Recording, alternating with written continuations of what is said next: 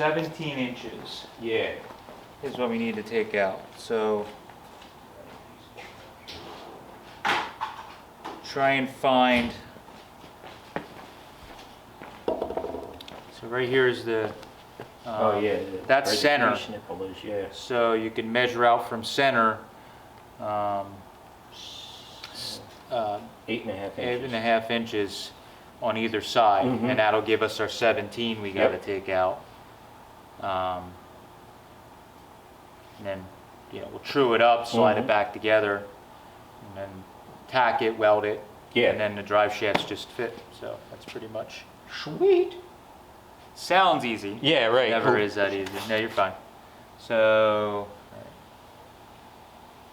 so what did we say?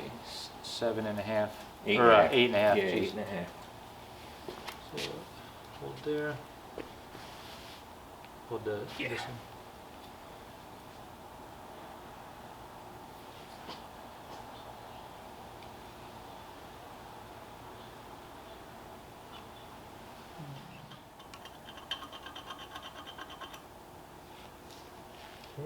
Sweet.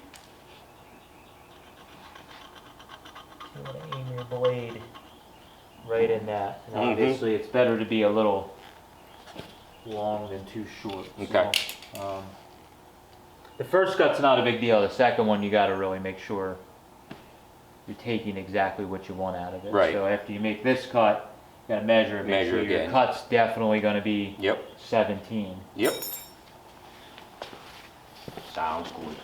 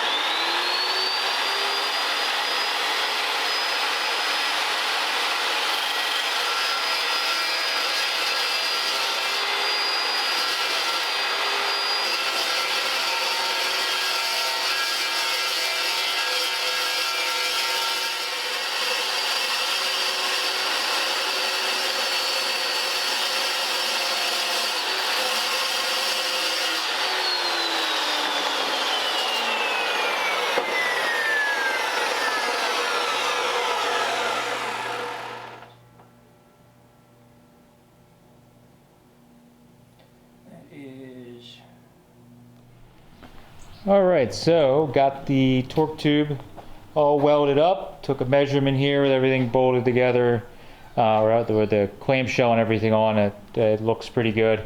So just got a weld right here in the center. That's good. So the other thing we did is Steve cut, you saw in the shot, Steve cut the drive shaft itself down. I have it in the lathe here, stick it through, and then we're going to basically machine about 2 inches.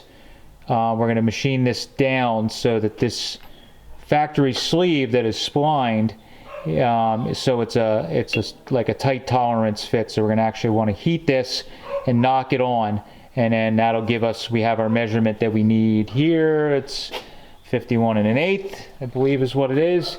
So when we heat and knock this down over the shoulder, I'm going to turn it down so there's a shoulder. It'll knock down and hit on that shoulder, and that'll get us exactly what we need. So I'm going to do a little turning on the lathe here and get the end of this drive shaft trimmed down just a little bit.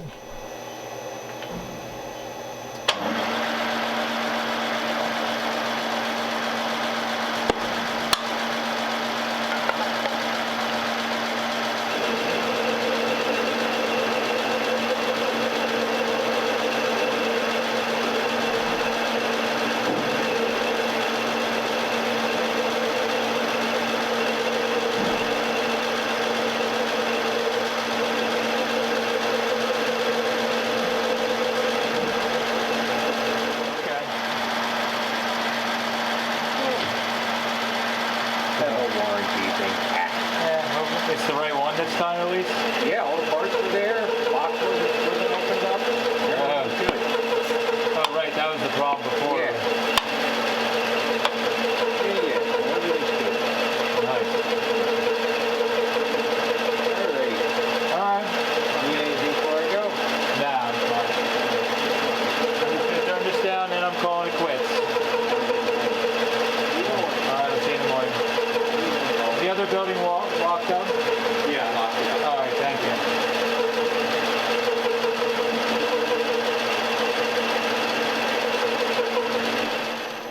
And I will not go all the way on. Oh, look at that. So get your tape measure out, go from the bottom so that I don't go, I just want to make sure I don't go too far. Yeah. I got, so now we're at 51 and 5/8, so just hold that for 1 second. Yep. Just stay down.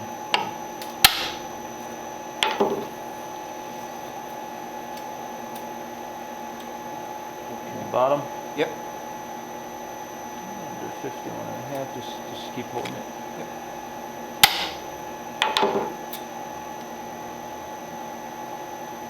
51.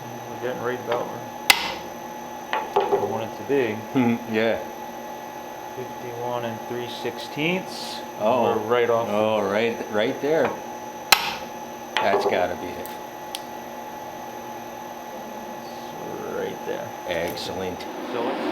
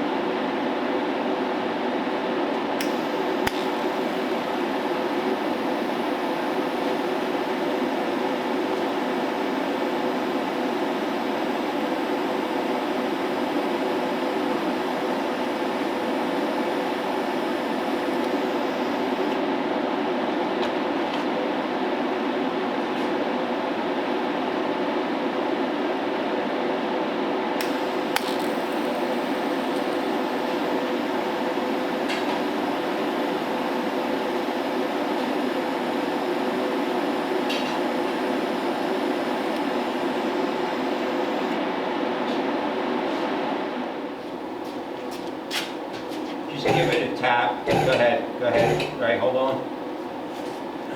Let's get. It's quite close.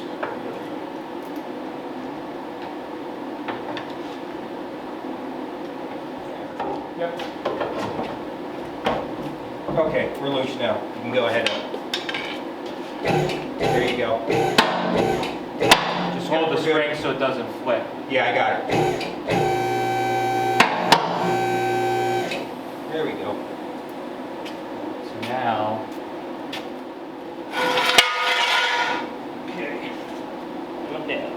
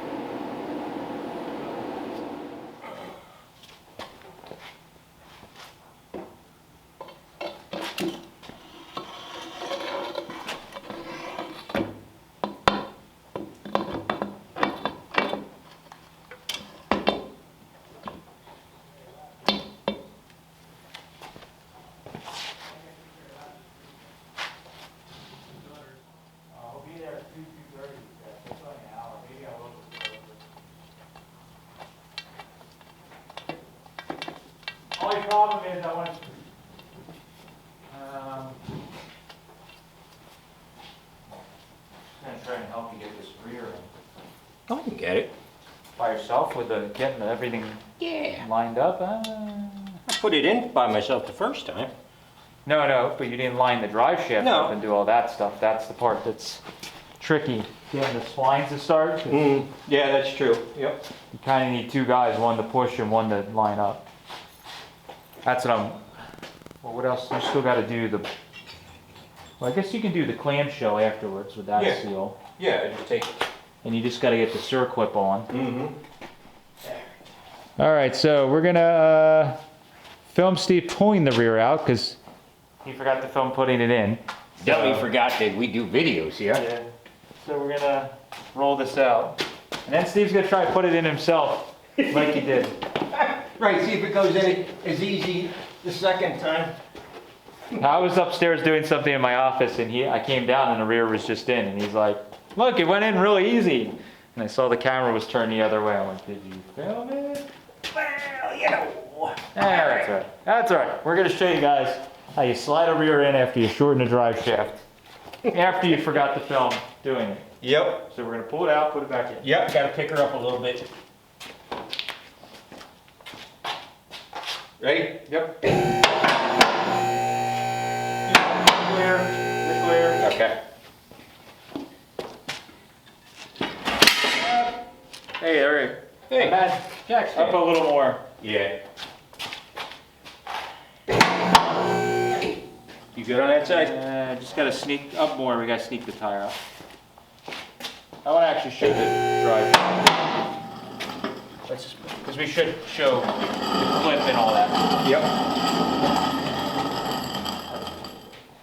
All right, so in all seriousness, we pulled this all out just so we could show you guys basically what this gear here in the stack up. So when you're doing these drive shafts, it's kind of difficult because there's basically like almost no adjustability in this. So there's a circlip groove that's actually cut, and it's very hard to see, but it's cut into the drive shaft. And what that is you have the speedo gear here, you have like a thrust washer, and then there's a bearing basically that lives in here. So all that stuff has to stack up and fit in that area, and the circlip still has to go on. If you cut the drive shaft or weld it wrong, then this gear won't have enough room to fit in there, and the circlip won't fit on. So you have to get all that together. So Steve put that all together. That's all good. He had the paper gasket in the back he put on. We'll do the safety wire once it's up in the air on the lift, no big deal. We'll paint all this stuff because we can get to it on the lift, no big deal. Again, this is a Survivor car, so some of the grime and dirt. We do have some work to do here, though.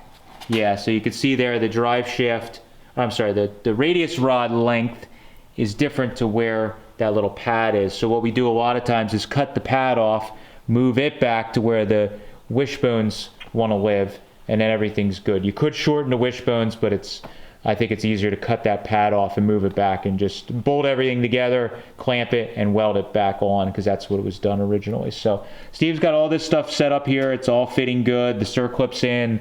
That little gear will mesh up with the little turtleback piece, as we call it, that goes on the drive for the speedometer, and we slide everything together. So he's got this all cleaned up here. You see that's clean, shiny metal. You don't want that all rusty because that does rotate on that cup. So that'll get filled with nasty old, not old, but nasty new grease. And once we're all set and done. So now we're going to roll the rear back in. I'm going to let Steve do it on his own. He can show you how good he is at this. And Gonna punish Steve making it. and if not, I'll give him a hand, but we'll give it a try. So.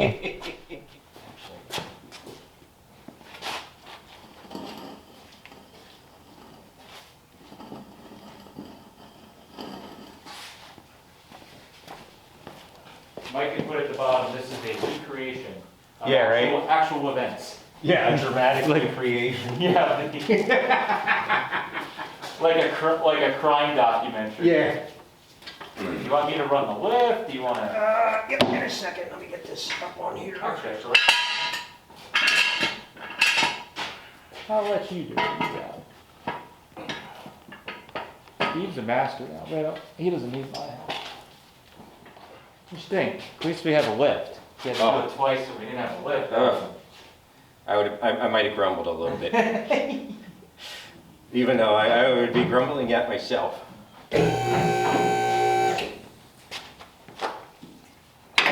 I'll get this one. There you go.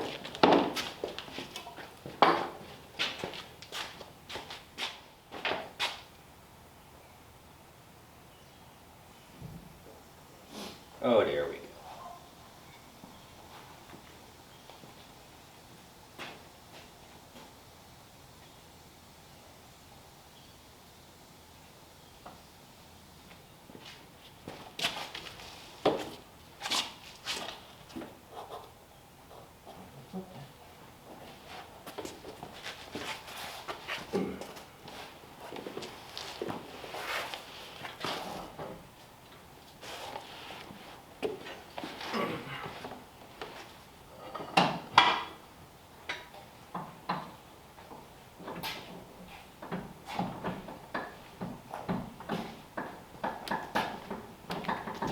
You just went together just as easy that time. Nice.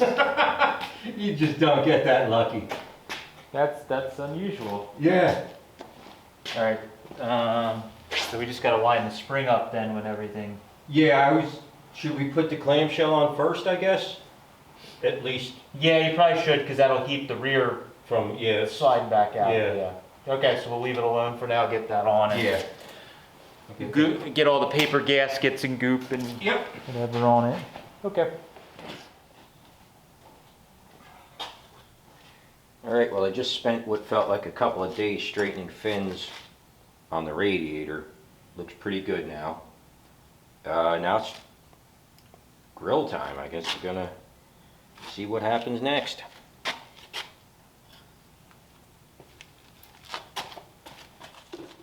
All right, here we go.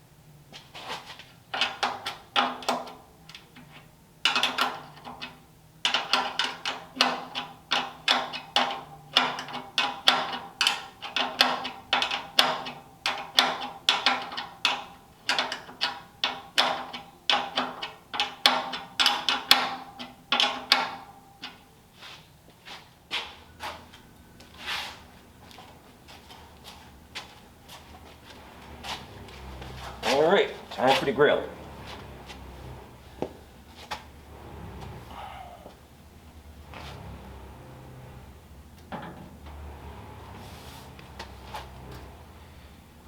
There's the feet.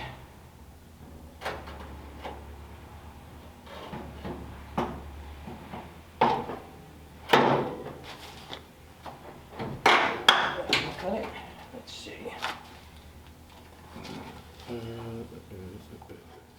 Here, how about we just give this a slide in there, hold them in place.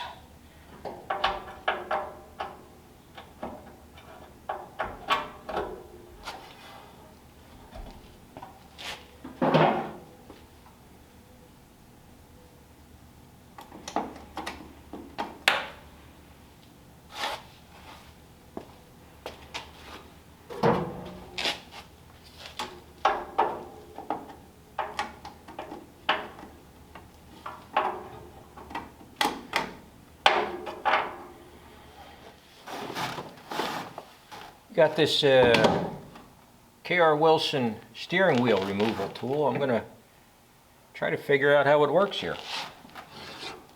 Oh, the first thing I gotta do is take the nut off here. That'd be my guess. It's gonna go. Come on, baby. All right.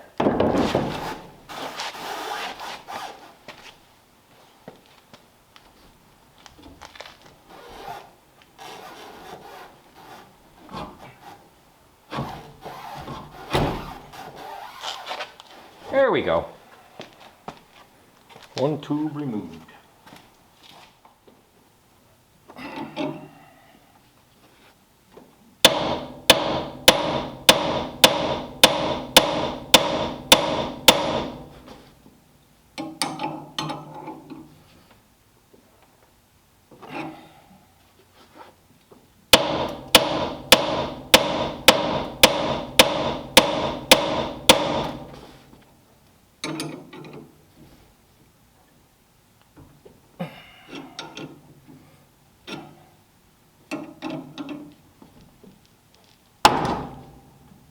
All right, something just happened. Hope it's what we wanted to happen. Oh yeah, there we go. She popped.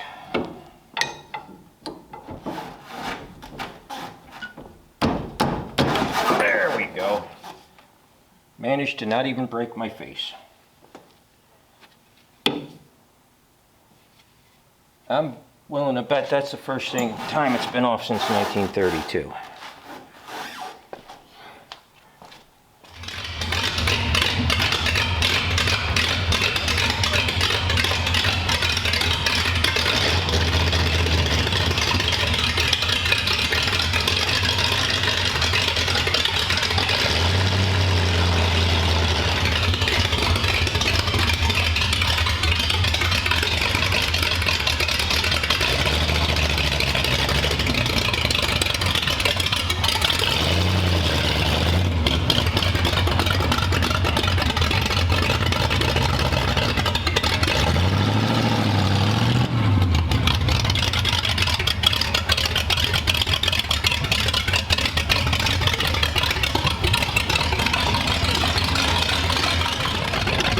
Oh, it's good.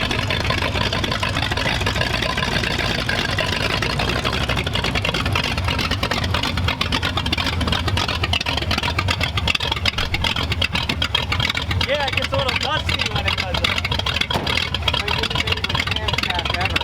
Yeah. Sounds awesome.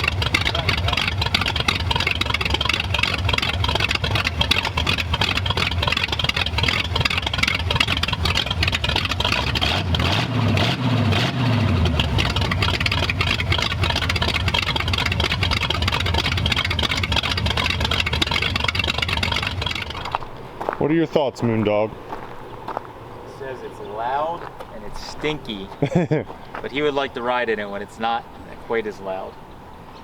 So we got this thing outside. This video started out as just doing the drive shaft and torque tube shortening, and then everything with everything we have going on, and video-wise, we had time to actually put some more progress in this, and a lot of it was like little tiny videos that we would have done that were condensed. So we'll kind of walk around the car and just show you all the different stuff. Obviously, the drive shaft and torque tube thing worked because it didn't break when I backed it out. So whatever, the part of it that I did, that's about all I did on this thing. Good job, Matt. Machined and welded. Everything else Steve pretty much did. But we were able to, so number one, he got the bumper and everything back on, got the grill back on. Andy Kohler did a headlight bar drop for us, and we put these headlights I got, or old guides I got at like a Mecum auction this winter for pretty affordable. But the one thing we noticed already, and this is till you put the car outside and roll it back, this car has two different style fenders on it. So this fender has actually a different shape, and that headlight bar is making the headlights sit at a weird spot compared to this one. So we're gonna need to, we don't know, and the same problem with a DeLorean car, like that had an aftermarket fender and the headlights don't sit quite right on it. So we don't know if we can just jack up the fender brace to get it to sit right, or if it's just the shape of the fender's so wrong. We'll have to go into it. I'm having an OCD moment and I want to just throw the headlights and fenders away. But it's a good reason to make it a fenderless hot rod now. We'll leave it like this. So obviously went through a lot of stuff in the engine bay. Steve made all, I don't remember what we did last, but the biggest thing was we got all the radiator hoses and stuff. He got them sorted out. Stuff literally we had laying around, extra hose kits and these pipes. And then the bottom, we have a part number that we could put in the description. I'll put it right here on the screen. That is a Gates part number we found. I didn't come up with it. I found it on the ham or Forward Barn or somewhere, not just something I magically came up with. And it's a Gates hose that has 2 little Z-bends and a 90 in it. Well, if you cut it at the 90 and use just the Z-bends, it's perfect for flatheads because they need that really quick little drop from the radiator to the water pump. We used them on, I think, the green 32 Roadster, and it worked out fantastic. So we kept the sticker sticking right on my toolbox. So this time I just literally went online. I actually ordered 3 because we need them for a bunch of cars. So I ordered 2 from Rock Auto, and this one I think we actually got from Amazon, believe it or not. So you can get that at your local auto parts store. It solves that problem that I see people selling them for a bunch of money. They probably just buy the Gates hose and cut them themselves. I think they're cutting them themselves. I hate to take anybody's profit away. You can get them pretty easily. So did all that. We are still soaking this tank, so the fuel that is in the bowl is kind of orange because we're trying to get the last of the varnish out of the tank. It's not great. In retrospect, the tank that was in the car, probably we could have done the same thing, but this one isn't nearly as bad. So we'll just keep doing that and running fuel through it. It should be fine. On the inside of the car, I don't know if we really showed it at all, but we pulled off the original wheel, and I had this old banjo wheel kicking around. Steve just painted the horn rod, and that's just sitting in there for looks now. See, just spin it. We are going to have a headlight switch that'll be like a normal headlight switch hidden somewhere or something like that. And the trans is all in, shifter tower is all in. That obviously worked fine. The clutch worked fine because I was able to back it out. The throttle linkage we need to go over. It needs a better return spring on it because the throttle's hanging a little bit, and we got to adjust the carb and all that. That's just normal stuff. But yeah, the inside, we haven't really touched anything, as you can see. We still need to clean the car and figure all that out. In the back, Steve put the whole back end back together. So we got the bumper back on, the frame horn covers, gas tank. We put this aftermarket, which it'll shit up after we drive it for a while. Straight bar on here to get rid of the spare tire. That's a great technical term. Shit up. Shit it up a little bit, or shitify it. Yeah. That's another term we use. But I didn't even wet sand or do anything with the gas tank. I'll probably do that a little bit when we polish it, but everything kind of looks the part at this point. But overall, I mean, the car now starts with a V8, moves under its own power, and roughly is starting to work out. I know a lot of people have been commenting that's driving them nuts that we haven't washed and polished the car. I feel like a lot of times in the past we've gone backward. We've done things a little backward. We've gotten this junky car home that barely runs and drives or doesn't run and drive, and then I wash and buff and paint, or buff and wet sand and do all that stuff and polish the paint, and then we shit up the paint, touching it with our dirty hands and all that stuff. So this time I'm gonna wait till the car's like basically drivable, and then we'll just clean it up and make it nice. But Steve with his grubby hands. Dirty hands. Yeah, Dirty hands. me too, I'm not much better. So yeah, the next little bit of stuff we're gonna do, we gotta do wiring. Steve and I have all our normal jobs that we have to do. So I have to build exhaust.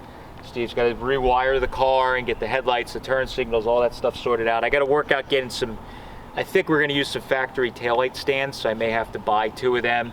The ones that were on it were all cut and welded and not very good looking. So we got to do some of that stuff. I'm trying to think what else. Juice brakes. Juice brakes, so yeah, that's the big thing. So that probably is honestly the next thing because I can't stop it right now. There's no brakes at all.